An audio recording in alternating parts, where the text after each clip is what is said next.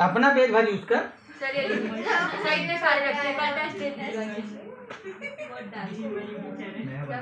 चलो मुद्दे पे आओ। अपन को इम्पोर्टेंस की बात कर रहे थे, तो इम्पोर्टेंस में पहला पॉइंट है, अगर आप चाहते हो कि सारे फंक्शन का इफेक्टिव यूज हो, पूरा बिजनेस अच्छे से चले, तो आपको स्टाफिंग करनी होगी, नंबर 1। नंबर 2, टेक्नोलॉजी का सही से यूज करना है तो स्टाफिंग करनी होगी। टेक्नोलॉजी का यूज करते मतलब जो इंस्ट्रूमेंट लगाया आपने, मशीनें लगाई, अगर उसके हिसाब से बंदा रखोगे तो मशीनों का प्रॉपर यूज होगा। अब मान लो अगर आपने 20 कंप्यूटर लगा दिए और कंप्यूटर चलाने वाले को अपॉइंट ही नहीं किया तो कंप्यूटर कबाड़ है, ठीक है ना। नेक्स्ट है मैक्सिमम प्रोडक्टिविटी आप ले पाओगे। क्यों प्रोडक्टिविटी मैक्सिमम हो जाएगी? क्योंकि सही बंदे को सही काम दे पाओगे, बातें नहीं। It help in discovering talent and competent employ. इससे क्या फायदा है? सही एम्प्लॉय आप सर्च कर पाओगे, क्योंकि आपको मालूम है कौन सा काम मेरे को लेना है, उसके हिसाब से स्टाफिंग होती है। Motivate the human resource. जब सही आदमी रखोगे, उसको उसी के मन का काम दोगे तो वो मोटिवेटेड रहेगा, क्योंकि उसको वही पढ़ाने को मिल रहा है या वही काम करने को मिल रहा है जिसके लिए उसको रखा गया। बिल्डिंग हायर मोरल, ये वही थ्योरेटिकल वाले कंटेंट है। Increase employ satisfaction. देखो मोटिवेट बोलो या इंक्रीज बोलो, बात वही है, दोनों चीजें वही है, पर अलग अलग शब्द लिख दिया। इंश्योरिंग मैक्सिमम प्रोडक्टिविटी, ज्यादा से ज्यादा प्रोडक्शन हो सकता है अगर सही स्टाफ अपॉइंट हो तो। देखो अंडर स्टाफिंग भी नुकसानदेह है, ओवर स्टाफिंग भी नुकसान है। एग्जैक्ट स्टाफिंग होगी तभी बिजनेस प्रॉपर चलेगा। अब अगला human resource management. What do you mean by human resource management? HR, ठीक है ना। तो human resource management means how to manage the man power is a work of human resource management. What is the human resource management? How to manage the human being in our organization. लोगों को manage कैसे किया जाए, ठीक है ना, उसी को बोलते हैं ह्यूमन रिसोर्स मैनेजमेंट। अब इसमें ये उतना इंपॉर्टेंट नहीं जितना स्टेजेस ऑफ प्रोसेस। स्टाफिंग की प्रोसेस क्या होती है? देखो पहले ध्यान से समझना, ये इंपॉर्टेंट पॉइंट है। स्टेजेस, पहला स्टेप क्या होता है? इसकी फोटो खींच के डाल दिए ग्रुप में।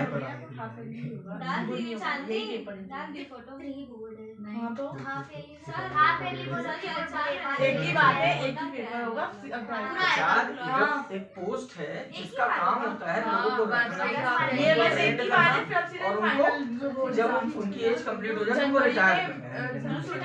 लेकिन इसीलिए सेंटेंस क्या बोला मैंने? How to manage the human being in organization is the work of is known as HR, human resource management. School वाले खुद ही नहीं पता टीचर्स को कि क्या, टीचर को खुद को ही नहीं पता। मैं कल टीचर हम लोग पागल है। स्कूल क्या हुआ? कुछ नहीं हुआ, हम लोग बैठ कौन सा आज बहुत वॉइस तो पूरे ही आते हैं। नहीं पूरे नहीं देते, आज पूरे वॉइस नहीं आते। देवदत्त तो आते ही होंगे। दक्ष आया था और कौन था वो? तुम और भूमि गए थे बस। मैं, भूमि, साक्षी, शिवानी, अलविदा।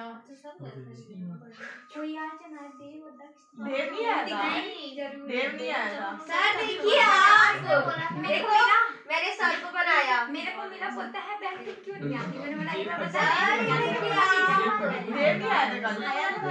दक्ष आया था। दक्ष का गाना बनाई बात नहीं करोगे। इंसान है सर, देखिए मैंने आपको बनाया। इधर ध्यान दो।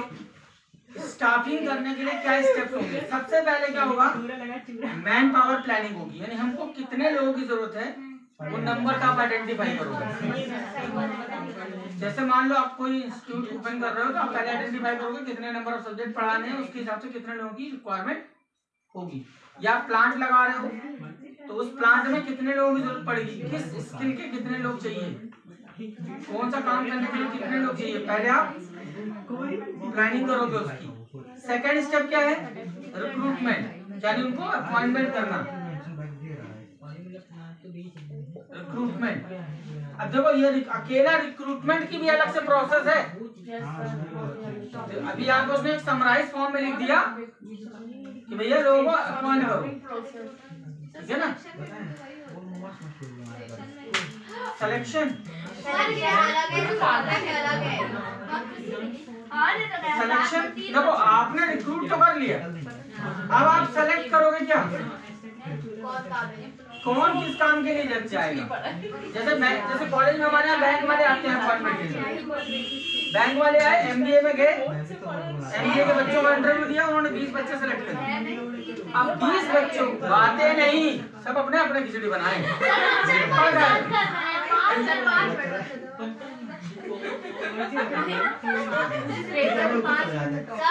देखिए आप आदि को दे देना, स्टैम्प बना के भेज दो सर। आगे देखो, अगर आप सेलेक्ट, जैसे मैं अपने आप एग्जांपल दूं कि एमबीए में सिलेक्शन के लिए मान लो एक्सिस बैंक आया, तो वो क्या करेगा, 20 लोगों को सेलेक्ट कर लिया। अभी क्या हुआ, रिक्रूटमेंट हुआ, उनको क्या पोजीशन मिलनी है ये सिलेक्शन नहीं हुआ। उसके बाद हम उनको देंगे कि कौन सा व्यक्ति किस काम के लिए इफिशिएंट है, उसको वो वर्क अलॉट करके, ठीक है। प्लेसमेंट,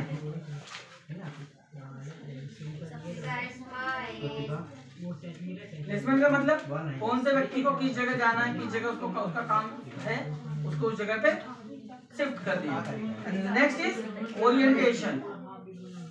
ओरिएंटेशन मतलब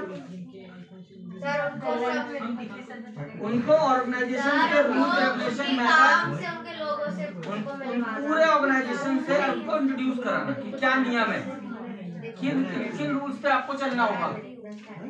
नेक्स्ट इज ट्रेनिंग एंड, अब जब सामने वाला पॉइंट हो गया ना, तो ट्रेनिंग एंड डेवलपमेंट। अब देखो क्या है, हमने 20 लोग सेलेक्ट किए, अब 20 लोगों से हमको अलग अलग काम लेने हैं ना, तो सबके लिए एक ट्रेनिंग प्रोग्राम तो नहीं होगा। ओरिएंटेशन होने के बाद उनको अपने अपने डिपार्टमेंट में ट्रेनिंग के लिए भेज दिया जाएगा कि कौन कहाँ क्या काम करेगा, उसके हिसाब से उसकी ट्रेनिंग होगी। फिर है remuneration, salary, and the next is performance evaluation. ये कब होगा, आफ्टर 1 ईयर या आफ्टर 3 मंथ, आफ्टर 6 मंथ उसके काम को चेक किया जाएगा। एंड नेक्स्ट इज प्रमोशन या ट्रांसफर। ये पूरा काम कौन कर रहा है, एचआर, ठीक है ना। देखो सबसे पहले आपने मैन पावर आइडेंटिफाई की, मेरे को 20 आदमी रखने, रिक्वायरमेंट डिसाइड हुई, उसके बाद आपने उनको रिक्रूट किया, ये 20 लोग होंगे। उसको करने के बाद उनको क्या भेजोगे, उनका फील्ड सेलेक्ट करोगे कि कौन किस फील्ड में काम करेगा, ठीक। अब सिलेक्शन होने के बाद उनको उनकी जगह उनकी फील्ड पे भेजना भी तो पड़ेगा। मान लो मैंने एक्सिस बैंक में सिलेक्शन किया 20 आदमी, अब 20 लोग 17 में थोड़ी चाहिए उनको। एमपी का मैनेजर आया था, उसको एमपी में 20 आदमी चाहिए, तो उसने रिक्रूट किए 20, ठीक। अब कौन सा बंदा किस काम के लिए एफिशिएंट है उसने सेलेक्ट किया, और फिर उसको वहां प्लेस कर दिया, भैया तुम भोपाल में काम करोगे, तुम इंदौर में काम करोगे, तुम जबलपुर में काम करोगे। मान लो मेरे को इंदौर में चाहिए था रिकवरी वाला बंदा, तो मैंने जो 20 लोग सेलेक्ट किए उसमें जो रिकवरी का काम कर सकता है उसको मैं इंदौर भेज दूंगा। जो अकाउंट खोलना है मेरे को, अकाउंट मान लो भोपाल में ज्यादा खुलवाने हैं, भोपाल में अकाउंट कम है, तो जो अकाउंट खोलने के लिए जिसको अपॉइंट करूंगा उसको मैं कहाँ प्लेस करूंगा, और तुम्हारा अपॉइंटमेंट कहाँ है, भोपाल में। अब वो वहां जाकर उसका ओरिएंटेशन होगा, वो वहां के लोगों से मिलेगा ना, उसके लिए पूरे ऑर्गेनाइजेशन के ओरिएंटेशन की जरूरत नहीं है। ओरिएंटेशन होने के बाद फिर उसकी ट्रेनिंग चालू होगी। ट्रेनिंग किसके साथ होगी, उसके सीनियर्स के साथ। फिर उसके बाद उसका सैलरी आएगी उसके पास। सैलरी आने के बाद परफॉर्मेंस उसका चेक होगा कि भैया वो काम कैसा कर रहा है, इफेक्टिव वर्क है या नहीं। अगर इफेक्टिव वर्क है तो प्रमोशन, और गड़बड़ है तो ट्रांसफर।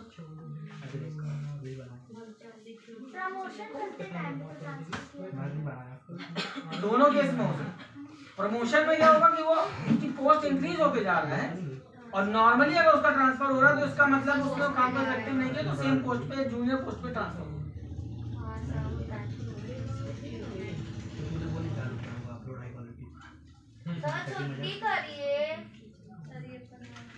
अब देखो इसी चीज को उसने 3 पार्ट में बांट दिया, तो ग्राफ में दिखा दिया कि क्या प्रोसेस है रिक्रूटमेंट की।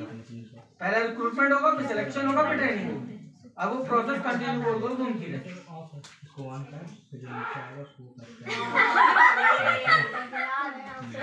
पता नहीं कोई चीखा है चिल्लाया है, क्या समझ नहीं आ रहा।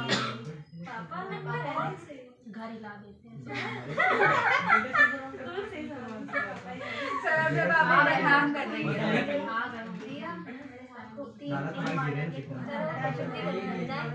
अभी मारा है सर, पलक ने 3 खून किए। कल बात करेंगे सोर्स ऑफ रिक्रूटमेंट। बोल रहे हैं हो गया ना, 3 खून इधर किए हैं, 6 खून सर बताइए 9 खून कर चुकी है।